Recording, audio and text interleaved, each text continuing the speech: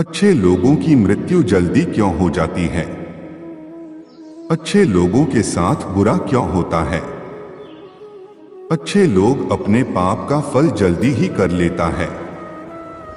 और इस वीडियो के अंत में श्री कृष्ण भगवान के द्वारा बताएंगे कथा के माध्यम से समझता हूं।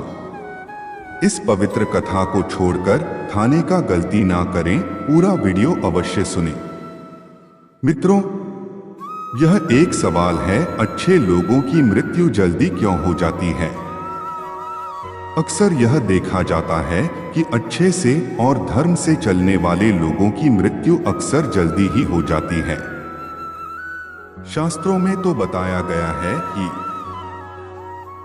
कलयुग में लोगों की उम्र 30 साल ही रह जाएगी और कलयुग का अंत होते होते इंसान की औसतन उम्र 20 साल ही रह जाएगी। अगर आप लोगों को यह कथा पसंद आए तो प्लीज चैनल को सब्सक्राइब करें, लाइक करें। आपने यह भी सुना होगा कि भगवान अच्छे लोगों को जल्दी बुला लेते हैं। आपका पर एक बार फिर स्वागत है। मित्रों, धर्म कोई सा भी क्यों ना हो, हर किसी में यही बताया गया है कि जिसने इस धरती पर जन्म लिया है उसकी मृत्यु निश्चित है। और अगर बात सनातन धर्म की करें तो इसकी एक मान्यता के अनुसार बच्चे के जन्म की छठी रात ही ब्रह्मा जी उसकी किस्मत लिख देते हैं, जिसमें उसके आने वाले कल जैसे विवाह, पढ़ाई, नौकरी, यहाँ तक कि मृत्यु की तारीख तक शामिल होती है। कर्मों के कारण मृत्यु, यह निर्णय तो भगवान ही करते हैं कि किसकी उम्र कितनी है। आपने यह कहावत भी जरूर सुनी होगी कि जितनी चाबी भरी राम ने उतना चले खिलौना। दोस्तों, इस कहावत में साफ है कि किसकी मृत्यु कब होनी है यह तो भगवान ही तय करते हैं। वैसे तो अच्छे लोगों की मृत्यु जल्दी हो जाने के पीछे कई कारण हैं, लेकिन पहला कारण समझने के लिए आपको यह जानना होगा कि हम जो कुछ भी इस जन्म में करते हैं उसका जवाब हमें ऊपर यमराज को देना होता है। अगर उसके पाप का पलड़ा भारी होता है तो उसे नरक में यातनाएं काटनी पड़ती हैं, और अगर पुण्य का पलड़ा भारी हो तो उसे स्वर्ग का सुख मिलता है। और यही चक्र कई युगों तक चलता रहता है, जब तक उसे मोक्ष की प्राप्ति नहीं हो जाती। इस मृत्युलोक में हर कोई अपने किए की सजा ही भुगतने के लिए आता है। कोई आत्मा इंसान बनती है तो कोई जानवर के शरीर में प्रवेश करती है, ये उसके संचित कर्मों के आधार पर ही तय होता है। इसके अलावा उसे जन्म देने वाले माता पिता के संस्कार भी उसके अंदर आते हैं। इसके बाद वो जो कर्म करेगा उसके हिसाब से उसे पुण्यात्मा या फिर दुरात्मा कहा जाता है। अब यही पुण्य आपकी मृत्यु की तारीख को भी बदल देते हैं। जिस तरह से एक जज जेल में रहने वाले कैदी के व्यवहार को देख उसकी सजा कम कर देता है, ठीक उसी तरह भगवान भी देखते हैं कि इंसान मृत्युलोक में जाने के बाद अच्छे कर्म कर रहा है और उसे अपने किए की सजा मिल चुकी है। और जब उन्हें लगता है कि अब उसे मृत्युलोक में नहीं रहना चाहिए, तब वो उसे बुला लेते हैं। अच्छे लोग अपने पाप का फल जल्दी ही काट लेते हैं। भगवान दंड विधान के अनुसार हर व्यक्ति को केवल उतना ही दंडित किया जाना चाहिए जितना उसके पाप किया है।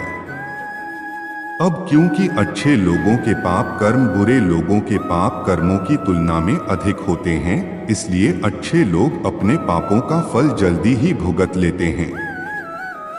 हिंदू धर्म में मान्यता है कि भगवान हर अच्छे आदमी को किसी ना किसी उद्देश्य के साथ ही इसे मृत्युलोक में भेजते हैं, और भगवान का अपना अवतार उन्हीं उद्देश्यों में शामिल है।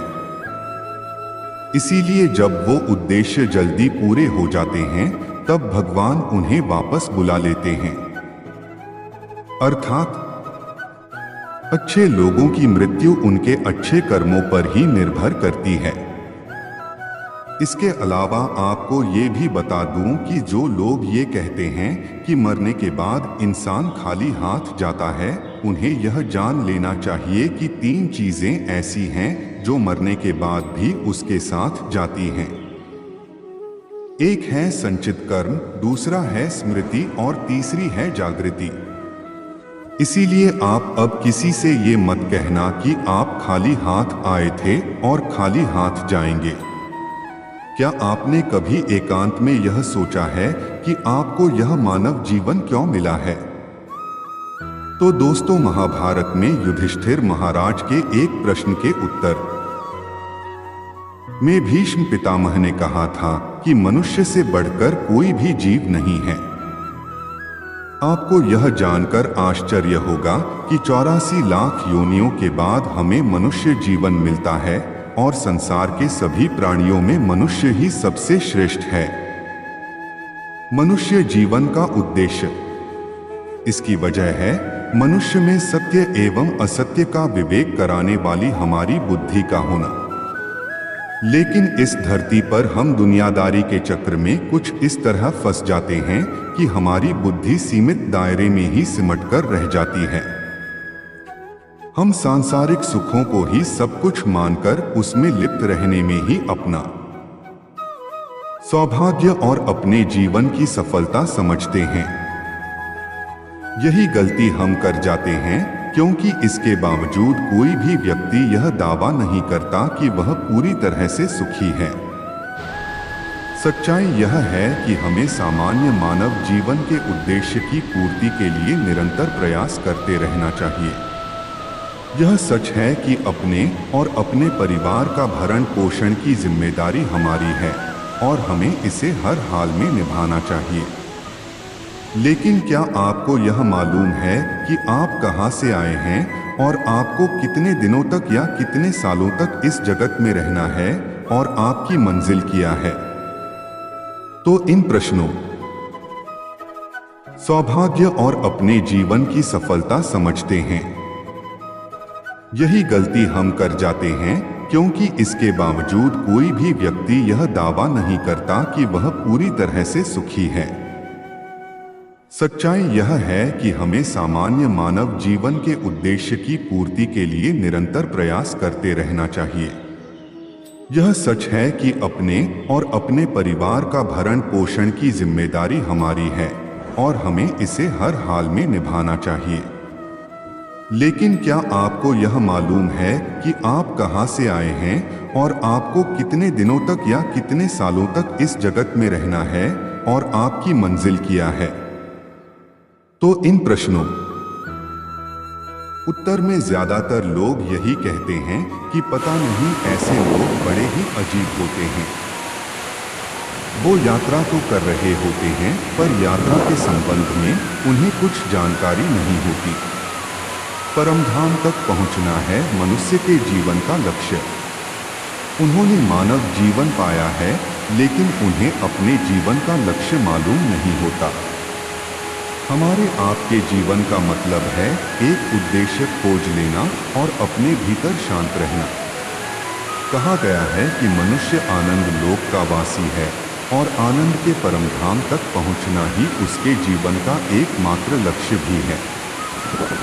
इसलिए मनुष्य को इस संसार की उत्तर में ज्यादातर लोग यही कहते हैं कि पता नहीं ऐसे लोग बड़े ही अजीब होते हैं। वो यात्रा तो कर रहे होते हैं, पर यात्रा के संबंध में उन्हें कुछ जानकारी नहीं होती। परमधाम तक पहुंचना है मनुष्य के जीवन का लक्ष्य। उन्होंने मानव जीवन पाया है, लेकिन उन्हें अपने जीवन का लक्ष्य मालूम नहीं होता। हमारे आपके जीवन का मतलब है एक उद्देश्य खोज लेना और अपने भीतर शांत रहना। कहा गया है कि मनुष्य आनंद लोक का वासी है और आनंद के परमधाम तक पहुंचना ही उसके जीवन का एकमात्र लक्ष्य भी है। इसलिए मनुष्य को इस संसार की मृग मरीचिका से निकलकर भव्य जीवन की प्राप्ति के लिए साधना के मार्ग को अपनाकर अपने गंतव्य को पहचानना चाहिए। अच्छे लोगों की मृत्यु जल्दी इसलिए होती है इसी तरह दोस्तों, श्रीमद् भगवद गीता में भी भगवान श्री कृष्ण कहते हैं कि ये एक आध्यात्मिक और ईश्वरीय जीवन का पद है जिसे प्राप्त करके मनुष्य मोहित नहीं होता। अगर कोई जीवन के अंतिम समय में भी इस तरह की स्थिति में हो तो वह भगवत धाम में प्रवेश कर जाता है। मनुष्य कृष्ण भावनामृत या दिव्य जीवन को एक क्षण में तुरंत प्राप्त कर सकता है और हो सकता है कि उसे लाखों जन्मों के बाद भी यह प्राप्त न हो। दोस्तों, यह तो सत्य को समझने और स्वीकार करने की बात है। भगवत गीता कहती है कि वास्तविक जीवन का शुभारंभ इस बौद्धिक जीवन के पूरे होने पर होता है। दोस्तों, इन सभी बातों से यह तो स्पष्ट होता है कि हम सभी एक निश्चित समय के लिए धरती लोक पर आते हैं और कुछ विशेष कर्मों को करने के लिए आते हैं। अच्छे लोगों के साथ बुरा क्यों होता है? जब हमारे कर्म पूरे हो जाते हैं और इस जीवन के लक्ष्य प्राप्त हो जाते हैं तो प्रभु हमें परलोक में एक सहज जगह प्रदान करते हैं। भगवान कृष्ण और अन्य कहते हैं कि वास्तविक जीवन तब शुरू होता है जब यह भौतिक जीवन समाप्त हो जाता है। मित्रों, जो लोग सदाचारी होते हैं और जीवन में अच्छे कर्म किए होते हैं वे वास्तव में विशेष होते हैं। जब उनकी मृत्यु का समय निर्धारित हो तो दोस्तों उनको इस दुनिया को छोड़कर आगे की यात्रा जारी रखनी होती है। आप लोगों को यह कथा कैसी लगी कमेंट बॉक्स में अपना राय जरूर बताएं।